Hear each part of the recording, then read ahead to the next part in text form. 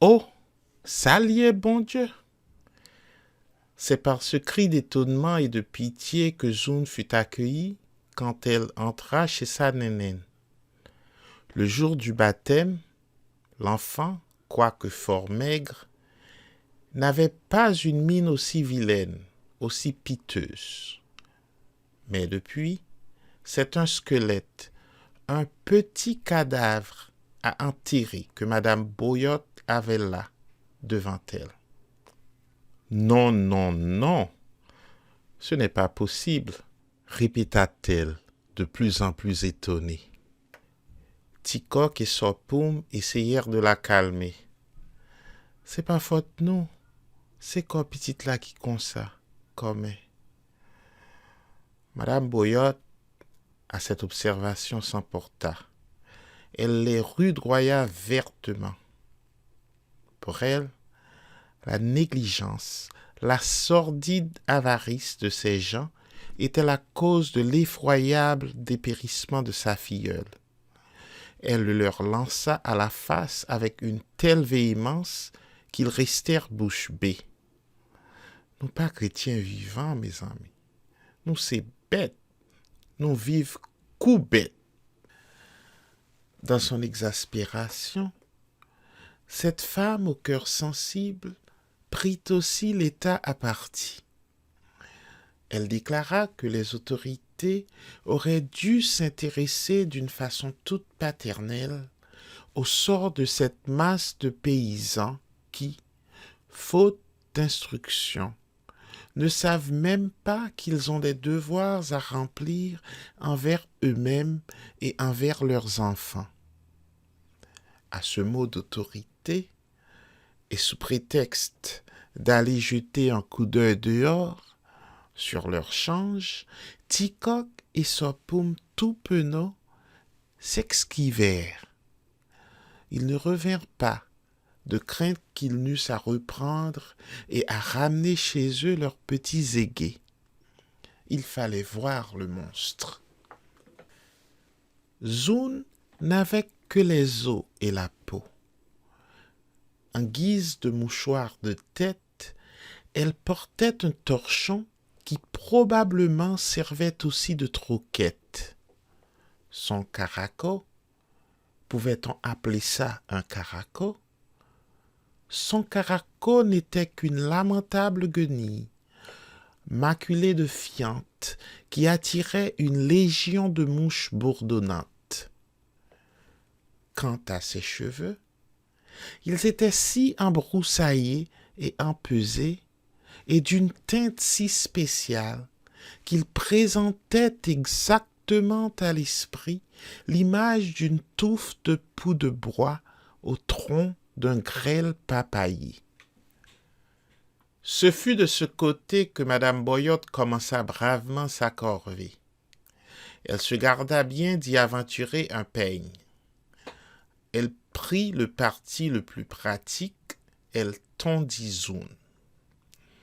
À l'aide d'un morceau de toile imbibé de tafia coupé d'eau, elle lui nettoya les yeux dont les cils étaient englués de cire. Elle désobstrua ses fosses nasales et ses oreilles. Celle-ci avait donné logement, dans un de leurs pavillons, à une carapate.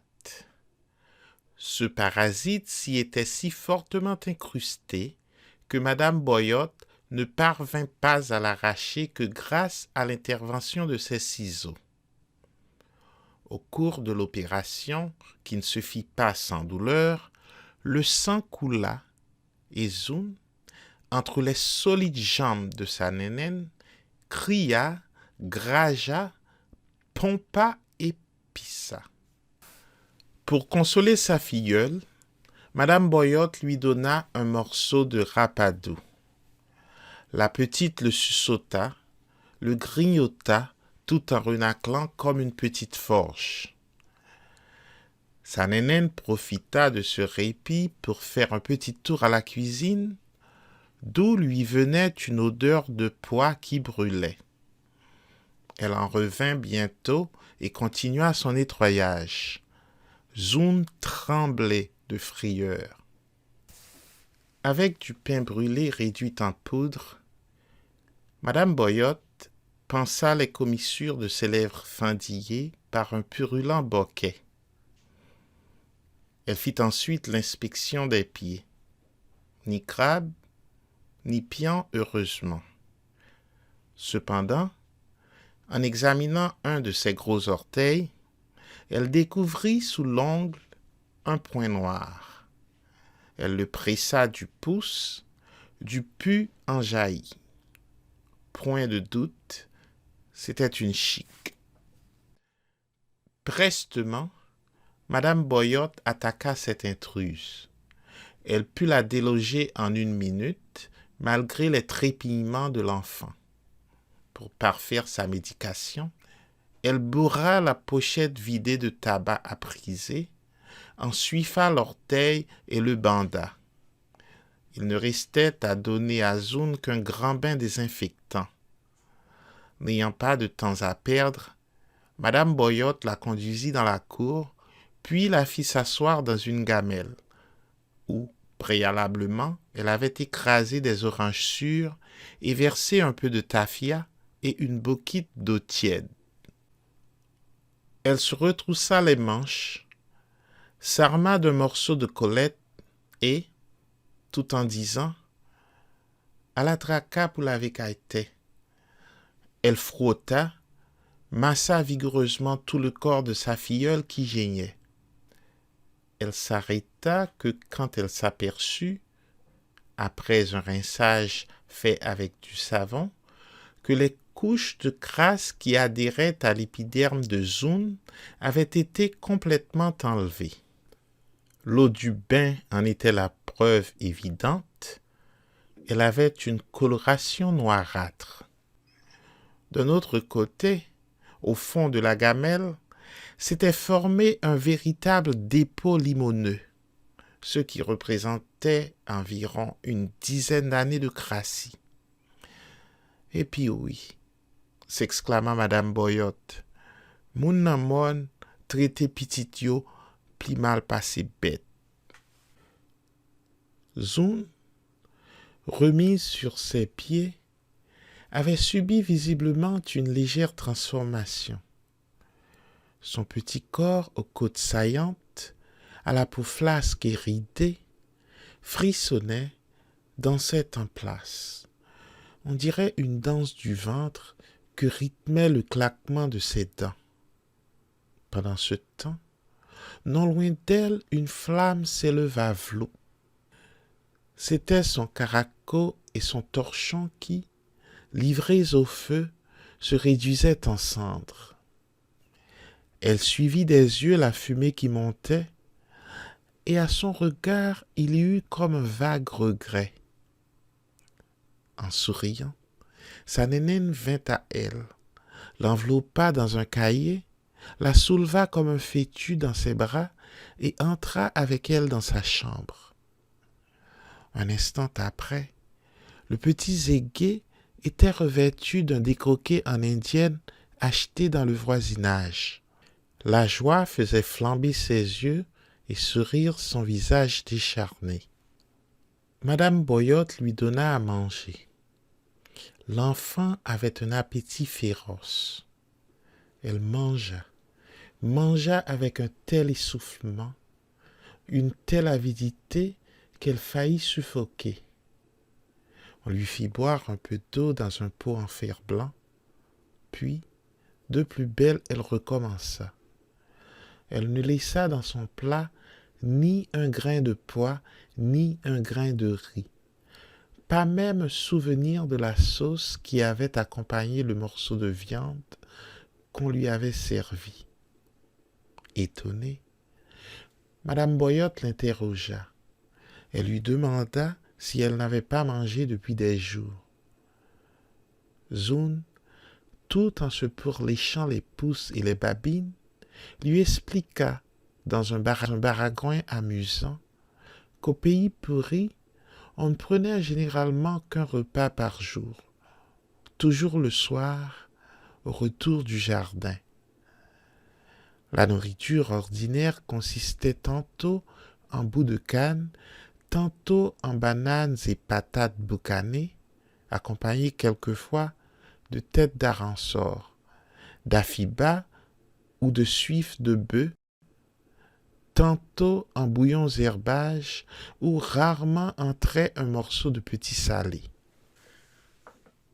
L'enfant compléta ses renseignements en ajoutant que Tikok et Sopum avaient volailles, pourceaux et cabris, et ne se décidaient à les manger que quand ils organisaient des services ou des prières en l'honneur des parents morts.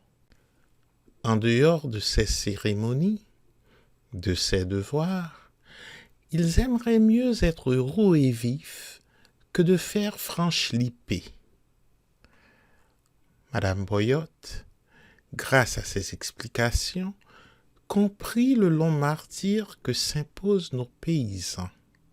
Et, l'âme, pleine de mansuétude, elle promit à sa filleule de soigner comme une mère et de lui faire oublier la vie misérable qu'elle traînait là-bas au pays pourri. Zoun lui répondit les yeux pleins de reconnaissance. « Merci, Nénène. » Après ce fameux nettoyage, Madame Boyotte pensait que sa corvée avait pris fin et qu'elle n'aurait désormais à combattre que l'affreuse débilité de sa filleule. Cependant, elle avait à prendre d'autres mesures hygiéniques. C'était embêtant, mais c'était nécessaire, même pour elle.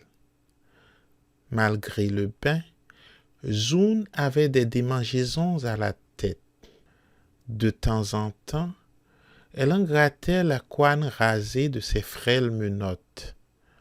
De temps en temps aussi, contre les ongles de ses pouces, elle écrasait cap de minuscules insectes. Madame Boyotte, qui, discrètement, suivait ses petits mouvements, comprit que la place était occupée par des poux, ennemis d'autant plus dangereux qu'ils se multiplient et se propagent avec une rapidité étonnante, surtout quand le terrain se prête à leurs manœuvres. Il fallait donc livrer combat à ces parasites. On conseilla à Madame Boyotte d'employer contre eux une lotion de tabac. « C'est bon, pensa-t-elle, mais ça ne vaut pas l'Angouangri. L'Angouangri ne plaisante pas avec ses vermines. » Elle en fit prendre pour un câlin chez l'apothicaire du coin, M. Pinard, et soigneusement en enduisit la tête de Zoun. Cette médication, comme bien vous pensez, fut d'un effet souverain. Tous ces poux moururent, même ceux-là qui s'étaient cachés aux racines des cheveux. L'enfant faillit mourir, elle aussi. De quoi, pensez-vous? Il était nuit. Madame Boyotte dormait. Son ronflement large et cadencé troublait seul le silence de sa chambre, faiblement éclairée par la lampe de son oratoire. Tout à coup, un bruit sourd se produit. Elle se réveille et saute du lit. « Bon Dieu, dit-elle, Saint-Jean, Saint-Pierre, Saint-Antoine, Saint-Altagrace, Saint-Michel-Archange, venez à mon secours. » Zoun, étendue sur une petite natte tressée, la bouche écumante de flegme, le ventre ballonné, raclait. Ses yeux vitreux étaient chavirés. Ses mains fluettes se crispaient et, le corps pris par intervalles de brusques convulsions, se tordait, se débattait sur le plancher.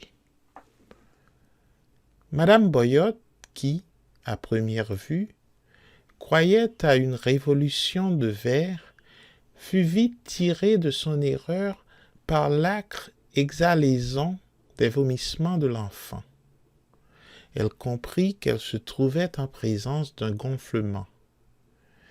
Comme le gonflement est toujours grave, elle donna à Zoun, sans perdre de temps, un thé de feuilles de bois d'orme.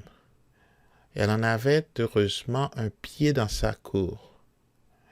Elle lui fit ensuite, en marmottant, une oration, une friction avec l'huile de son oratoire, et lui en administra de même une grande cuillerée. Le lendemain, Deo gratias, tout alla bien. Depuis, Madame Boyotte comprit le danger qu'il y a dans un brusque changement de régime. Les enfants des mornes doivent être initiés graduellement aux succulences de la cuisine de la ville. Ne faisons point de surprise à leur estomac. Au début, des mets plutôt maigres que gras. Supprimons toute sauce, autrement, sans y prendre garde, nous aurons provoqué des malheurs irréparables.